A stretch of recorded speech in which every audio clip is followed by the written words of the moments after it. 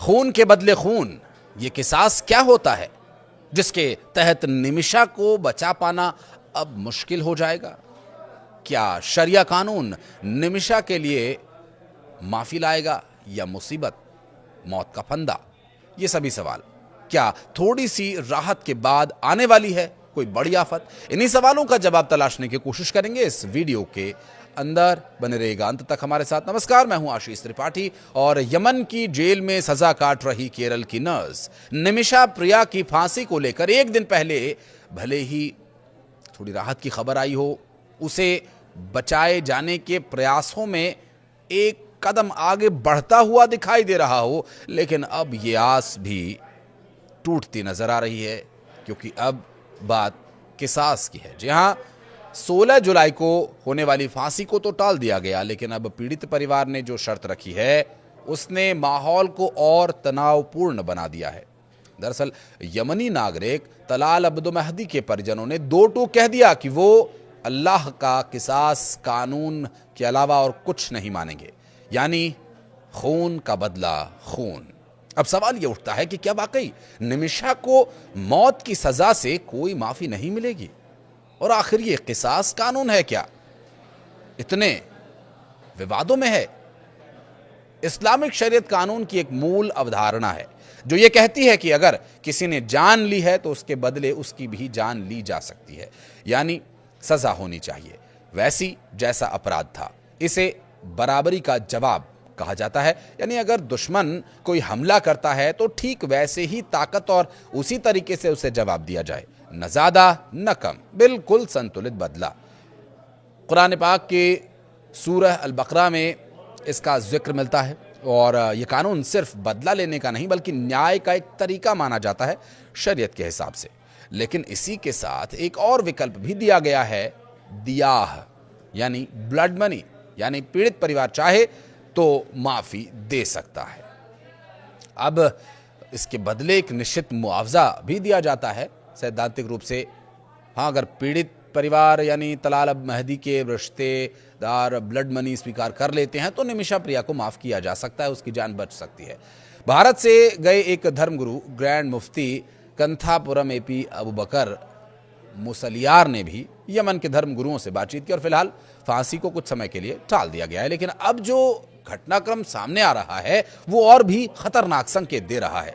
तलाल मेहदी के भाई अब्दुल फत्ताह मेहदी ने अपनी बात में कहा कि हम सिर्फ अल्लाह का किसास कानून चाहते हैं। अब ये किसास जो निमिषा की रोक सकता है सांस, माफी का सवाल नहीं उठता। उनके मुताबिक न सिर्फ उनका भाई बेरहमी से मारा गया बल्कि पिछले 7 साल से वो लगातार मानसिक रूप से भी यातनाएं झेल रहा था। भारत सरकार ने इस मामले में राजनयिक स्तर पर प्रयास किए हैं और साथ ही कई सामाजिक संस्थाएं और वकीलों की टीम भी यमन में सक्रिय है और हाल ही में ग्रैंड मुफ्ती के हस्तक्षेप से कुछ राहत जरूर मिली है। लेकिन जब पीड़ित परिवार खुद सामने आया और किसास की मांग करने लगा तो स्थिति और ज्यादा नाजुक हो गई। ये सिर्फ एक कानूनी मामला नहीं है बल्कि अब धार्मिक और भावनात्मक मुद्दा भी बन चुका है। इसमें शरिया का कानून आ चुका है। निमिषा के द्वारा किया गया कृत्य, भले ही उसके पीछे उसे अपने आप को बचाने की मंशा हो, लेकिन क्या वहां शरिया लगाया जाएगा? क्या कहता है शरिया इसके बारे में? अगर आपको पता है तो कमेंट सेक्शन में बताइएगा कि जो निमिषा के साथ वहां हुआ, उसके पार्टनर ने पार्टनरशिप के नाम पर जो उसके साथ किया, क्या ये उचित माना जाएगा शरिया में?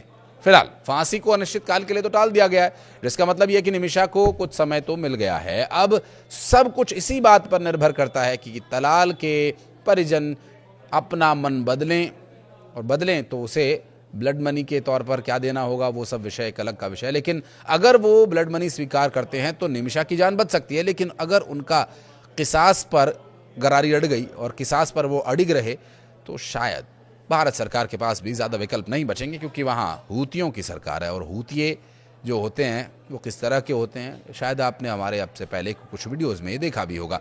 साल 2020 में स्थानीय अदालत ने निमिषा को मौत की सजा सुनाई। 2023 में सर्वोच्च न्यायिक परिषद ने इस सजा को बरकरार रखा और फांसी टलने की खबर के बाद निमिषा के पति टॉमी थॉमस और उनकी मां प्रेमा कुमारी ने राहत की सांस ली जरूर, लेकिन अब वो सांस एक बार फिर थमती नजर आ रही है। प्रेमा कुमारी पिछले साल अप्रैल से सना में है और तलाल के परिवार से माफी मांगने की कोशिश में जुटी हुई है। ब्लड मनी ब्याह के रूप में $10 लाख की पेशकश की गई थी, लेकिन परिवार ने इसे स्वीकार नहीं किया था।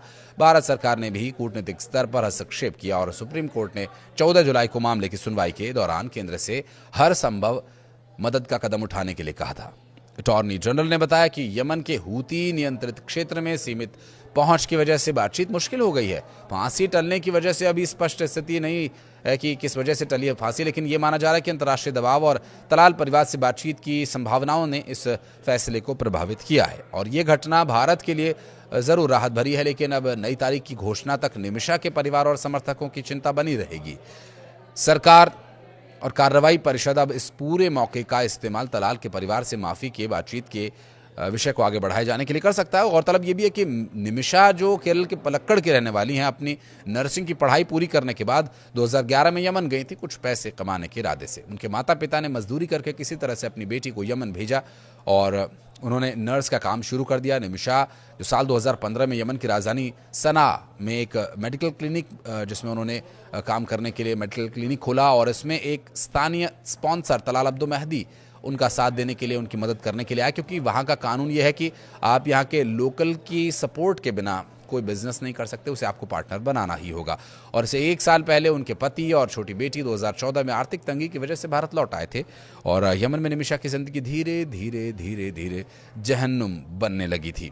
यमन में उनकी जिंदगी भयावह हो गई थी और इसके बाद उन्होंने अपनी जिंदगी को अंधेरे से बचाने के लिए जो किया उसकी सजा अभी वो भुगत रही हैं और उनका परिवार भी। निमिषा के वकील ने सुप्रीम कोर्ट को भी बताया कि महिला की फांसी की तारीख 16 जुलाई तय की गई है, इसलिए मामले को 10-11 जुलाई को ही सूचीबद्ध किया जाए ताकि कूटनीतिक प्रयासों के लिए समय मिल सके। हालांकि ये जो 10 जुलाई या 11 जुलाई की सुनवाई थी, सूचीबद्ध की गई थी, इसमें भी अभी तक कोई अपडेट, कोई राहत की स्थिति नहीं बन रही है। हालांकि फांसी की सज़ा ज़रूर टल गई है, कूटनीतिक प्रयासों के लिए जो समय है वो मिल गया है। हालांकि सुनवाई के बाद कोर्ट ने 14 जुलाई को इसे सूचीबद्ध किया था। फिर इस मामले में अब आगे जो सुनवाई हुई 14 तारीख को, उसमें भी कोई अपडेट ऐसा नहीं आया। ना तो परिवार ब्लड मनी के लिए माना और ना ही फांसी को आगे मुकर्रर करने के लिए कोई डेट दी गई। संवेदनशील ये मामला हो चुका है, ऐसे में निमिषा प्रिय की फांसी अब किसी तरह से रोकी जाए, उनको जो सजाए मौत दी जानी है उस पर भारत की भी नज़र है। विदेश मंत्रालय निमिषा की सज़ा को रोकने की या कम करने की हर संभव कोशिश भी कर रहा है और इन प्रयासों का सफल होना कब तक संभव होगा ये तो कह पाना मुश्किल है, लेकिन शरीयत के हिसाब से किसास या दिया, ये आप चुनकर बताइए अपने विवेक के अनुसार। क्या कहना चाहते हैं? कमेंट सेक्शन आपके लिए खुला हुआ है हमेशा। धन्यवाद।